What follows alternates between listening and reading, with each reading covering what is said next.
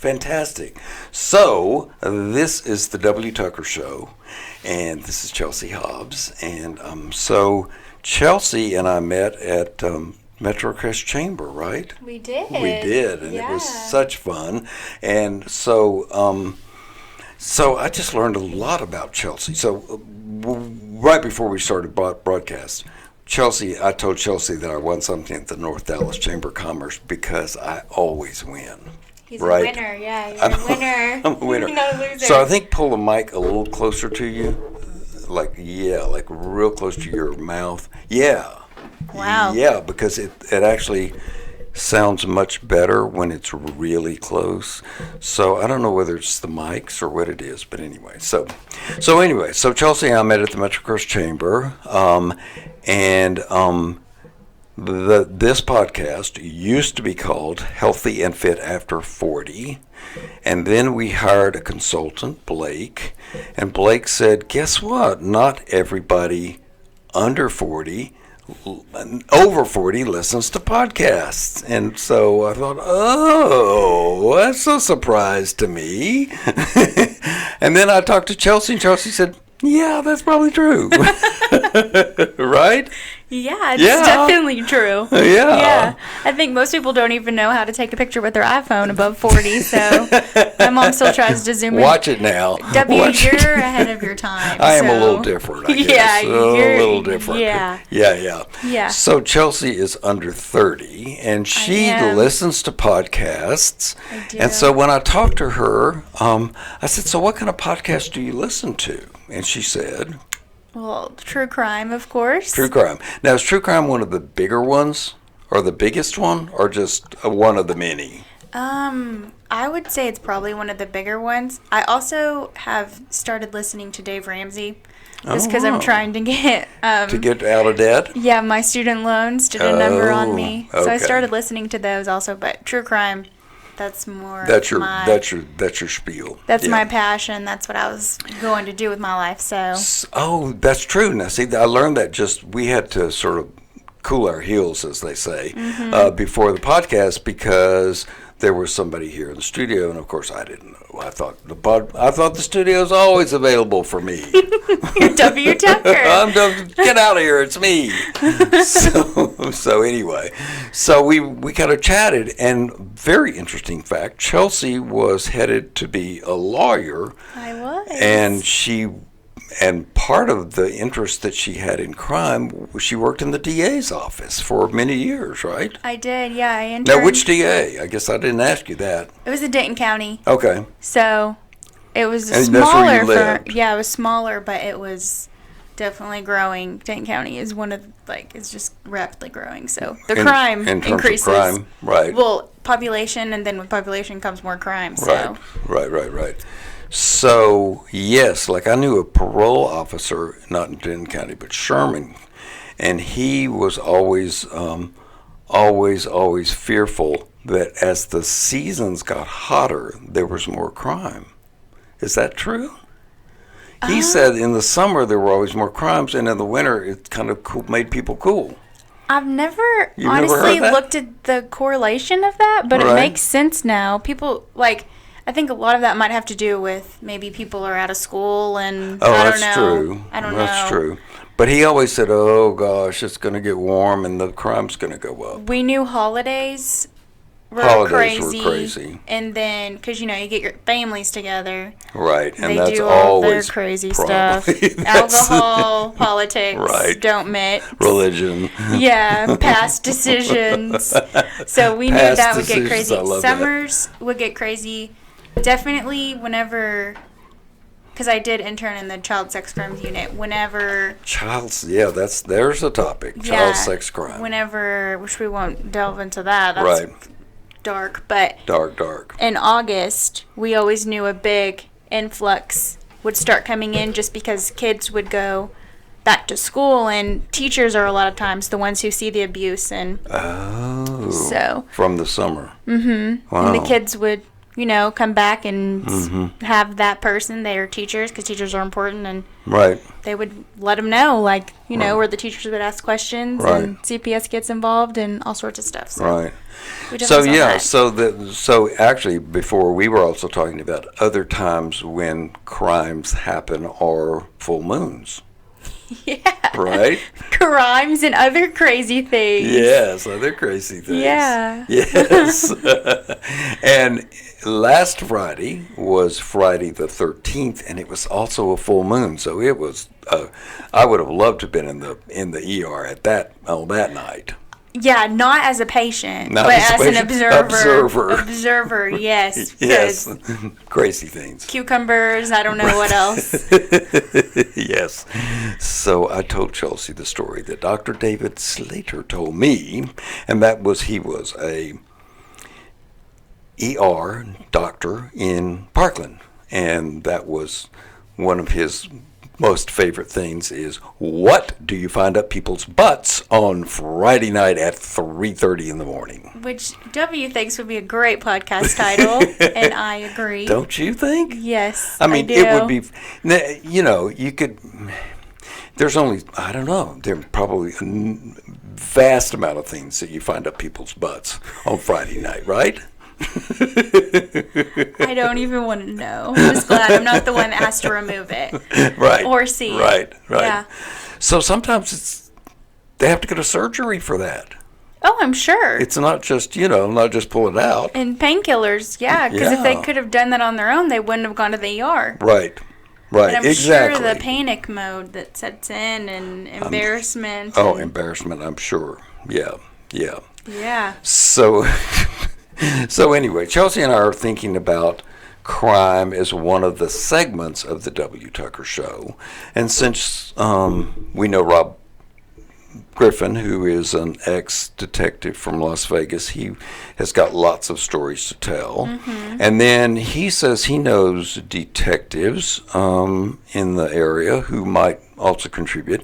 And if we had a crime segment, it could be kind of a variety of things. It wouldn't have to just to be murder mysteries. Right. But it could be unsolved crimes. It could be a variety of things. There's plenty of crime. Plenty of crime. Not just murders. That's so for sure. You kind of gave up the legal the being a lawyer, right? Right. You went to school one semester? Yeah, so I graduated with my bachelor's in criminal justice. Oh, you did? Okay. Yeah, oh, wow. I didn't know that. Yeah, from UNT. And then... So you were really headed that way. I was headed that way, yeah. Mm-hmm. I took my LSAT. I studied for that, which, if anyone's ever taken that, they know it's brutal. I took it actually 3 times until I got the score I wanted. Oh, wow. I was really serious about it. You can take it until you get the score you want? No, you can only take it 3 times. Oh. So I was making sure that I got the score I wanted by the third time. Okay, by the third time. Yeah, and so I took that. I did that. Interned at the DA's office to get that on my resume. Oh, okay. So you kind of did that just to sort of get yourself into the mode of going to law school. Networking and meeting people and getting, their viewpoint of, is it worth it? Is it something from I the should DA, do? right? Mm-hmm. Oh, well, that was very smart of you to figure out, let's go do this and see if I like it. Yeah. Right? Yeah, which I loved the criminal aspect. I didn't love the crimes, but I loved I always said I was going to do something that made a difference, so I thought, this is it. But the further I got into the DA's office, I saw the legal system, and then I went to law school, and So you did that for a couple of years? Yeah, I interned for 1 year. For 1 year, and then you went to law school. And then I worked for 2 at the DA's office. And then, because I interned while I was in college. Okay. And then was out of college for 2 years until I went, because I was trying to save money, but you know how that goes. Right, I do. It does not work. So then I worked there for 2 years in the felony intake. And then... in the what now? The felony intake. So that's... Tell me what that is. So that is the place where all of the... I was an admin. So that is where all of the... felons. Well, no. Oh, they're not felons. They're not felons yet. You have to be... She carefully looked innocent at me like, oh my gosh, proven they're not guilty, felons. W. And so all the officers would send... Each department in Dane County would send their cases in.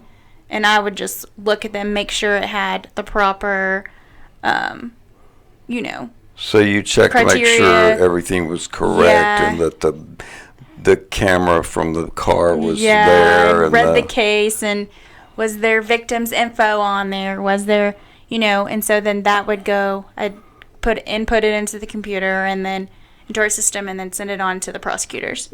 Okay. And so I sent it to the intake prosecutor. So that's called felony intake. Yeah. Okay. So that's before it goes before a grand jury. Okay. And then, grand jury and then it goes to a grand jury. Yeah. So the intake and then prosecutors. They decide whether to indict or not. Yeah. Because intake prosecutors, they look at it and they're like, is this even worth sending to the grand jury? Is there enough evidence? You have that kind of oversee. Yeah, not me personally, right. But the prosecutors did. Right. Yeah, so they'd be like, this isn't even worth pursuing. Like, okay. There's not enough evidence. So then does it just go away? It's dismissed. It's just dismissed. Yeah. Okay. Yeah. Or they send it back to the officers and they're like, we need more evidence before we can move forward and even take this to the grand jury. Okay. And then, the grand jury, once it's there, they either indict him or they do what's called a no bill. So what's that? That's whenever they decide it's not going to move forward. Oh, okay. Yeah. So there's a couple of times where it can not move forward. Yeah. Okay. Yeah. So yeah. So then after that, it's in the rest of they send it to a DA and they do their thing. Okay. So. Very cool. Yeah.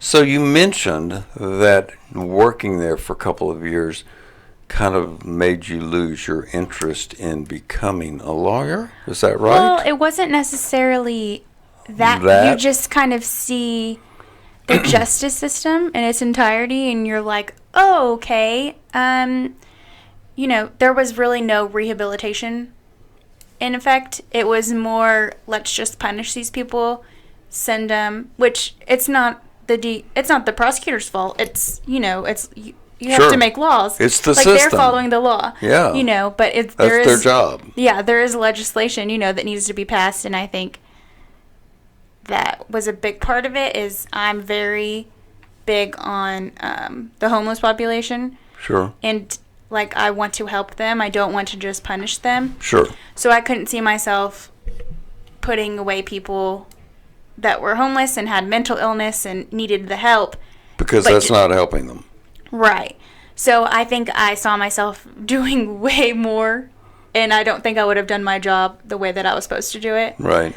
And I just saw, there's so, for, marijuana, which it's becoming lighter sentences, and people understand more now that it's not that big a deal. It's not that big of a deal. Right. It never should have been. Right. But, you would see these child sex offenders get away with all these terrible things, and then somebody with marijuana get put away. Yeah, and I just couldn't justify it in my brain.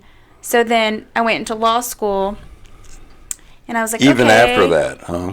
Yeah, you were still headed that way. Yeah, because I love the legal field. I liked the case studies and all that stuff. So then I was in law school, and I'm sitting there, and I'm like, okay, I'm reading from 5 a.m. to midnight every day, reading and then going to class and then reading in between that and studying, and I just didn't. We need lawyers, obviously, but I just didn't see it. Well, unfortunately we need compassionate lawyers like you, and you decided not to. I know. So many people have said that to me, and I was like, I just think that my route is something else. It's something else. So I left, and so you left after one semester. Yeah, I didn't even take my finals. Oh, you didn't even take your finals? No. You were done. I was over it. I had broken out in hives from stress. Wow. And I was anxiety ridden, and they, the first thing they tell you in law school when you get there at orientation is you're gonna be depressed. Everyone in law school is depressed. And that's because you're looking at cases that depress you, or it's high stress, it's Oops. That was the consultant. Yeah. So he doesn't know we're doing a podcast. Oh, okay. Well, now he does. That was Blake. Yeah. Well, hi, Blake. You'll see us later, I'm sure. Yes. Or maybe he was calling in to tell us something. Maybe. I don't know. Well, anyway. I guess we'll find out. We'll find out. Unfortunately, maybe he was calling us in to say, get closer to the microphone. Yeah, maybe nobody can hear us, but it's okay. So really, it was just it was a lot of different aspects. I didn't want to. There were so many people saying, you really won't have a home life, which this, you won't, like, it's hard to have a family, and oh wow.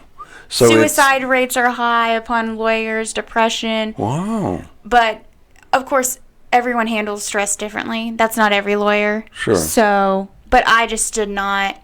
I was in there, and the passion wasn't there for me anymore, and I knew that I could do something else. Right. To help people. Right. It didn't have to be law school, and I didn't have to read all day.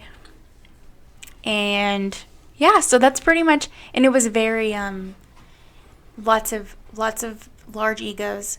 I met a lot of really good friends in there, but also I met people that I was like, why is it so hostile all the time? Right. There's no reason for us to be hostile. Let's just be friends. So there is kind of a mentality. Oh, definitely. That lawyers seem to develop or have or something. What is that? It's nothing bad. It's just you just have to have that. It's just the facts, ma'am. Just give me the facts. This is the facts. This is how it is. This is how it is. Which the legal system, you have like tax law. Like tax law is probably pretty black and white. I don't know. I'm not a professional in tax law. Right. I'm not a professional in any law. Right. But you gave that up. Yeah, with the legal system, the criminal law is so gray. Like it's not black and white. It's not black and white. And now that's interesting because I think a lot of people think it is, right? Probably. Don't you think? I definitely think so. Yeah. But it's just not. It's not. Every case is different. Every person's different. Every victim, every offender, and so it's very complicated. Yeah, it's complicated, and it definitely weighs on your mental state. Yeah, and your morals. So you saw that even just in law school. Yeah. Or at the DA's office, or both. Both, all of the above. Right. Which I think it definitely takes a special person to be a prosecutor and a defense attorney and a lawyer, period. But that just was not you. My path. Right. Yeah. So. Right. Which. So how often do you think that happens? I mean, how many people drop out of law school because they figure it's not for them? Do you think a lot? Actually, no. Usually. No. Once they get there, they're. And that's one thing with me was it was actually very difficult for me to leave because you kind of have to have a certain personality to go into law school. A lot of times you're a perfectionist type A, like many times because you're dealing with maybe a big ego. Maybe, but not necessarily. Not necessarily? I know. Okay. No, there's a lot of good people I met in there who. One of my friends. Sometimes that's the stereotype. Yeah, definitely the stereotype. I had a couple really good friends who they just wanted to be there because they liked law. Right. They liked to read and they liked cases. And one of them, she's like one of the best people I know. She just wanted to help people. Right. So that's a good motive for doing that. Yeah, and there was people in there like that. But then, it's just like in every profession. There's people that were there because their dads were lawyers, and that's what what they were told to do. Yeah, sorta. Or because they have the family tradition. Yeah, or because they do have a big ego and wanted a big title in the community. Right. So there was lots of different kinds of people there. Lots of different people, right? Yeah. Right. And so. So the lawyers I have known have been fairly analytical. Very analytical. And sometimes a little hard-nosed. Mm-hmm. Not quite as touchy-feely. Yeah. Mm-hmm. A little more to the point. Yep. A little more, this is it. Mm-hmm. So that's maybe not too much of a generalization. You really have to be, though, in that profession because you can't stand in front of a judge and say, well, it may be this. It may be this, and maybe that. If we look at the other side, that's actually a really good point. Like, no, you're not going to do that. Doesn't get you far. That's not your job. No. So, it was they told us, one of my professors told me that, or told our class that engineers actually make the best lawyers because they're very analytical. Very analytical, yeah. That's their job. Right. So. Right. We. So that same personality, engineers would make good lawyers. Yeah. They said because they're very factual. Mm-hmm. Yeah, this is the way it is, and they're very black and white and very smart. Very smart. Yeah, exactly. And I went, and it's very interesting because I did go to school with. I'm so used to being. I was always smart. Like, I was always one of the smarter kids. Sure. So I was so used to being, like, the smartest kid in the class, And in law school, you weren't. Yeah, I wasn't dumb. I was by no means dumb, but there are definitely people in there that I was like, you are... So smart. So too smart. You don't have very good people skills, though. Yeah, one of my very best friends for many years was that guy. Who was just so smart and kind of in his head a lot of the time. Like, he couldn't relate much to the world. Yeah. He was, you'd say, could you help me move this table? And he'd go, oh, it's like, we couldn't help you move a table because he couldn't, he was analyzing it in his mind. So should I lift it here and lift it here? And should I move this? It's like, oh, just move the table. Sometimes you're like the common sense, the common sense goes away sometimes. Yeah, people skills. I'm like, right. Like, I'm really glad that you can recite that whole case, but can you talk to people? There was one guy who said, and I can't get this out of my head because it just bugged me so much. He said, "Oh, if you ever need help with your homework or anything, just let me know." Because he, I guess, assumed I was that you dumb. were a dumb girl. Yeah, right. And I said, well, if you ever need help with your people skills, which is something that you'll need as a lawyer, you let me know. And he was like, oh, like, how dare you? And I'm like... So I guess a good lawyer with good people skills is probably a great lawyer. A great, yeah. Yeah. Mm-hmm. Somebody who can understand the legal and understand the... But that's the great lawyers have to be that, right? They have to be both of those. I bet it, but I do think it'd probably be harder to be a great lawyer whenever you have to take into account people's emotions and all that. Mm-hmm. Because if you do that, then you're probably you may think you're doing the wrong thing. I don't know. Oh, I see. But I'm not sure. One of my best childhood friends, she's about to graduate law school, and she's very in touch with her people skills, and she also is smart, like so smart as a whip. I don't even know. So I'm interested to see like what she does because she'll do good things. So I think that's the other thing is when you get out of law school, you don't necessarily go join a big law firm. You might nowadays. There's probably lots of options for you as a lawyer, and some of them might be to be in nonprofits to help people or do things other than just be a corporate lawyer or tax lawyer. There's you can be a defense attorney, you can be a prosecutor, you can be a public defender, there's family law, which everyone told me family law is absolutely the worst. Well, one of my very good friends is a family lawyer, and he's a very laid back guy. He's not like what you think I would feel like you have to be. Yeah, I would think so. And so he deals with crazy parents all the time because he's dealing with custody cases and things like, that sort of stuff. And there's probably massive emotions when you get in that sort of legal cases. Yeah, they probably make the best husbands, to be honest. Yeah. I don't even know husbands and wives because they're like, here's what not to do if I want to stay married. Okay, I do see this is crazy. Let's rationalize. Like, that's not how we should do things.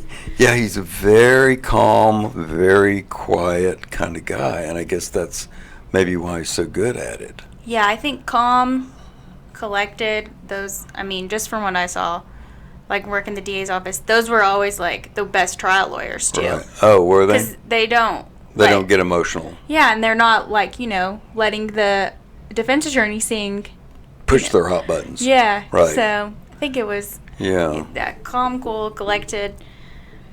Yeah, and he loves it. So there's something there, and I do think part of it is he is helping families. Oh, he is. Yeah. sort out whatever all the stuff that happens in a family when there's a divorce. I think a lot of it is divorces and, child custody and that sort of thing. Yeah, which those can get nasty. Some mudslinging. Yeah. Let me pull up everything from your past that I know that no one's supposed to know. Right, exactly. And I think he has paired himself with a counselor, a family counselor, a marriage counselor. Oh, wow. So I thought that was very smart. That is smart. Right? And that's very much, it very much shows he wants to help people. Yeah. So he's trying to, address the whole thing. Right. As opposed to just the legal part of it. But I suspect if you solve some of those problems, then the legal problems are easier. Yeah, but honestly, probably at the end of the day, he's probably doing fine. And he does sound like he just wants to help people. He does. So. He does. Yeah, I think that's true. I think if I was in that situation, I'd much rather see people solve their marriages than have to come for me for divorce. Right. And I'm sure that's true. Yeah. I'm sure that's true. Yeah. So let's talk a little bit more about the crime parts of what may be the W. Tucker Show. Okay. So, tell me some of. So, one of the reasons I'm interested is because I've read all the Michael Connelly books. Right? Have you read those? No. Okay. No. It's a series of murder mysteries. In fact, it was. I think it was made into a TV show called Bosch. Bosch. That's the name of the detective that he kind of is in all the books. I think I've heard of it. Anyway, so that's one, and that's very, very popular. And then when I kind of got through all those, like, well, what do I read now? Yeah. And so, in traveling in Europe, I discovered a guy named Henning Mankell, and he is a Swedish murder mystery guy, and even more interesting, I think, than the American versions. And so he does all these really bizarre murder mysteries, and they're all slightly based on factual cases, but just fascinating stuff. And they're all murders, and some of them are like over the top kind of stuff. Yeah. So is there any way that we could find stuff like that or not? Oh, definitely. You think so? Definitely. Like working in the DA's office, you could figure out ways to find those cases that we could talk about? Oh, yes. I think you can really talk about anything. Are they all public knowledge at a certain point? Yeah, they are. They're public record. Okay. But there's certain things we obviously would not want to touch on because we don't want to mess up any investigations or anything. Right. But those are probably not open or well, there are a lot of cases that you can follow. Oh, you so can? We could, that we are could still follow open? that and development, Oh, Yeah. I didn't know that. Yeah, I thought you can maybe do they were all that. kind of off the record until they got closed. Yeah, no, you can find police reports. Okay, but public records are public records. Public records are public records. But, Right. There's that, and then there's, you could do past cases, like we mentioned. Like unsolved mysteries. Yeah. Like you even at one point were going to do that. I was, yes, I was. And this was a relative who was supposedly murdered but made it, didn't actually die. Yeah, this was my grandma, actually. Your grandma? It was an attempted murder. And this was in a little town in West Texas. It was, yeah. So there was a lot involved in that. And you were thinking you'd go out and find the killer. I was, because or the potential killer, but because he didn't kill her. Right, yeah. She had an idea of who it was. Actually, a lot of people did. They told her, don't investigate further. Wow. They're dangerous. So what was the motive? I didn't ask you that. Well, she's smiling. No, it was. I'm not smiling because of that. It's just something I'm not sure I should get into. Oh, okay. But without further details. But it had to do with, Was it romance?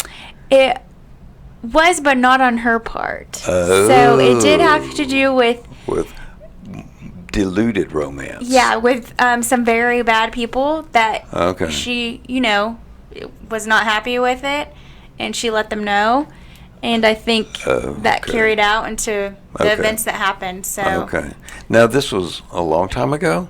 Oh, this was like, let's see, my mom's... Is your grandma still here? Yeah, so this was more than 40 years ago. Wow. So she was young. She was fairly young. She was had to be in her 40s, late 30s. Okay. So she's now 70 something. 70 something, yeah. Okay. And she's still alive and kicking. Wow. She's had a very positive approach to it. Yeah. So it's not something that she cares to pursue. No. But in your sort of being the investigator, you thought, I'll do this, right? Yeah, I wanted to be in the FBI or investigator forever, and then I realized to be an investigator, you had to be a police officer, and that's a tough job. So that is a tough job. That's a tough job. Yeah, that is a very tough job.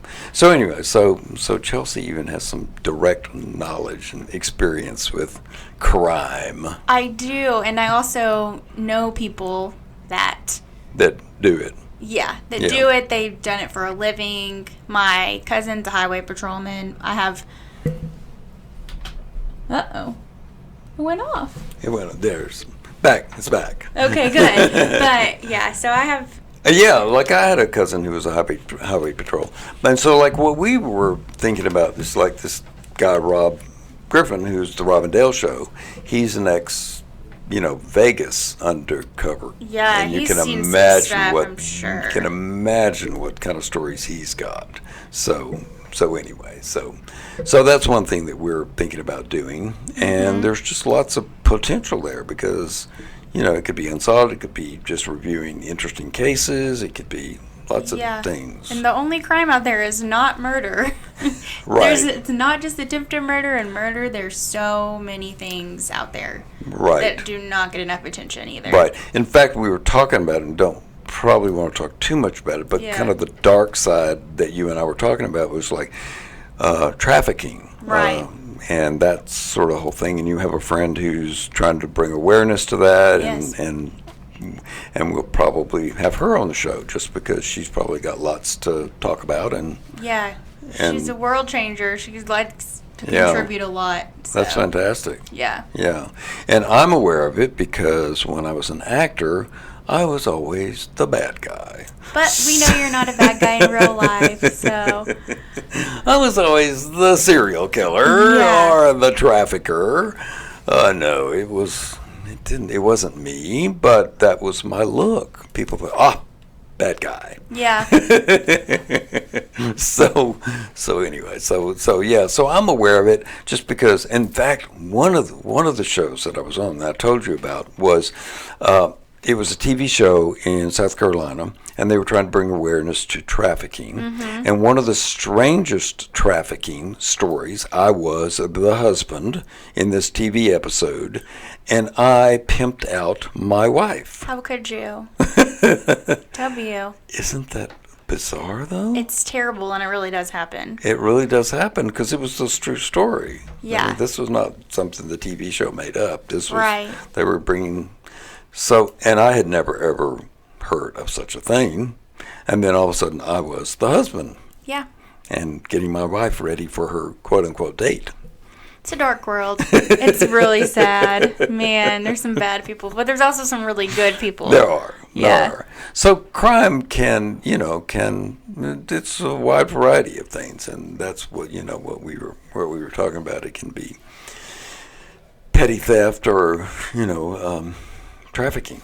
Right. Like the two extremes. Yeah. And the trafficking is pretty dark. It is dark. Pretty it gets dark, and you have to definitely take care of yourself. Yeah.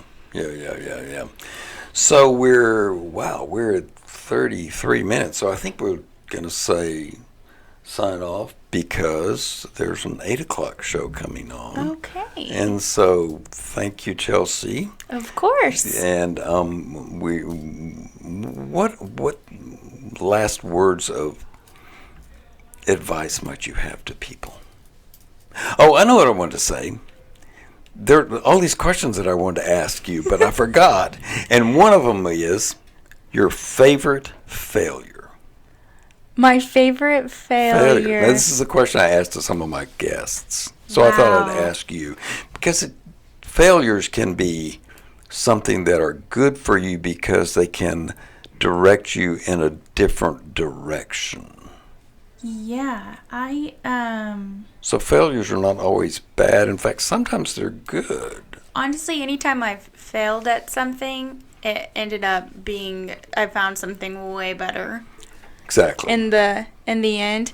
I guess my favorite failure would be, honestly, now that I look at it, I didn't fail law school, but I did fail at what I thought I wanted. What you wanted to do. And what I wanted to do. And I have been led in so many different, whether you're spiritual or not, I am, but I've been led in so many different ways into so many different doors that failure is... That you wouldn't have gone if you hadn't. Failure is my favorite thing. Right. If I had not... Oh, that's cool. I like that. Yeah, if I hadn't moved back from Lubbock, because I did go to tech law. Right. For a semester. I met a lot of good people out there, but if I hadn't moved back, I wouldn't have, had the jobs that I've had and met W and getting to talk to everyone out there. If there's anyone, I don't know, but so everything I think is eventually, it'll catapult you to something else. So very cool, very cool, very good words from Chelsi, who. Anyway, so this is W. Tucker, and this is the W. Tucker Show, and this has been W. Tucker and Chelsi Hobbs. So we will see y'all again. Yeah. Bye. That was great. Now, can you stop that? Go up to the red there, and then click on the